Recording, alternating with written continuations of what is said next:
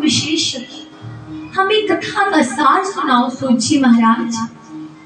जो और ये शिव महापुराण 5 प्रश्नों का पूरा ये जो शिव महापुराण है वो 5 प्रश्नों का उत्तर रूप में ही शिव महापुराण का जो एक ग्रंथ है वो रच दिया है व्यास जी महाराज ने।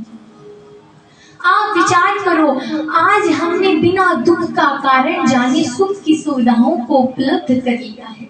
दुख का हमने कारण नहीं जाना, पर यहाँ पे महापुरुष ने दुख का कारण जान लिया।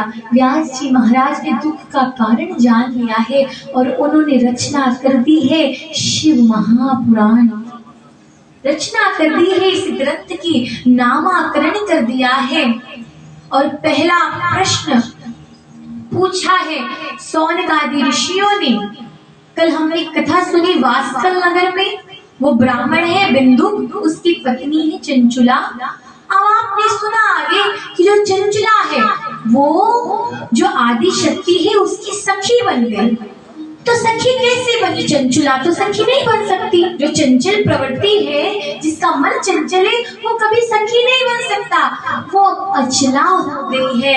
अब कथा सुनते सुनते अब वो अचला हो गई है। और जब अचला में हमारा प्रवेश होता है, क्योंकि अचला एक भूमिका है, गोपी एक भूमिका है, श्रोता होना एक भूमिका है।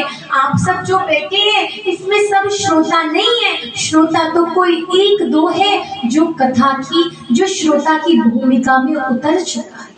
सब श्रोता नहीं होते।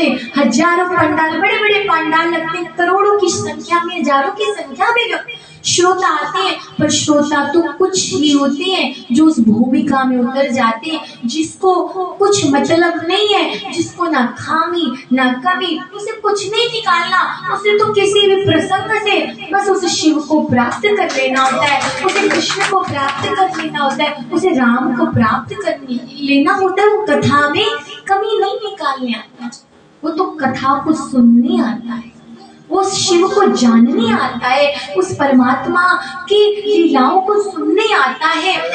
और उसके जीवन में जो परिस्थितियां, जो स्थितियां चल रही होती है, वो उसी प्रसंग से कुछ ना कुछ हल खोज लेता है कि मैं यहाँ गलत था या मैं यहाँ गलत थी, अब मुझे ये सुधार करना होगा। कथा में आने का एक बड़ा फायदा ये होता है कि हम कोई ना कोई संकल्प जरूर लेते, नया संकल्प हम जरूर लेते हैं और लेना ही चाहिए। अब जो है चंचुला वो अचला बन गई। तो जब अचला हम बन जाते हैं तो आप देखिए शिव महापुराण में लिखा है, हम नहीं कह रहे, जब अचला हम बन जाते हैं तब हम उस आदि शक्ति की, वो हमें अपना सखी भी बना लेती है। पर बनना क्या पड़ेगा? हमें इस चंचल मन को अचला बनाना। और सुना कि जो बिंदु के है वो प्रेत योनि में चला गया, भूत भी नहीं बना, भूत का तो उद्धार भी है, वो प्रेत योनि में चला गया, पिशाच बन गया, प्रेत बन गया।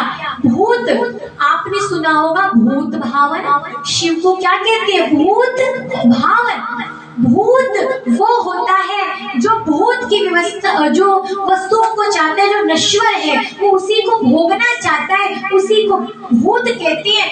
भूत का तो उद्धार कर देते हैं क्योंकि उनका नाम है भूत भावन, पतित पावन। पर प्रेत का उद्धार बड़ा कठिन है।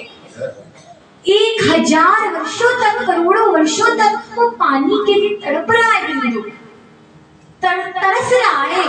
पर उसके बाद भी ये शिव कथा सुनने के बाद उसका उद्धार हो गया।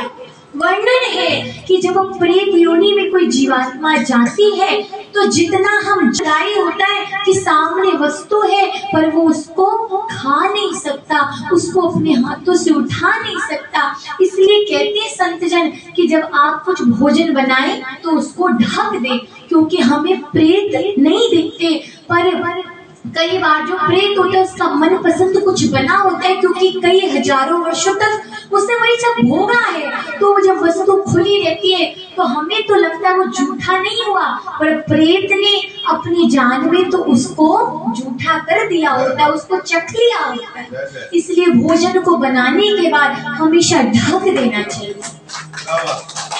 ये वर्णन है शिव महापुराण में, ये शास्त्रों में वर्णन है कि हमें ढक देना चाहिए वस्तुओं को, क्योंकि प्रेत अपनी मनपसंद चीजों को खोजता है। किसी को खीर पसंद है, किसी को हलवा, किसी को पूरी, तो उस वस्तु को खाना चाहता है। अपने जान में उसने उसका भोग कर लिया होता है। इसलिए जब हम प्रेत का झूठा खाएंगे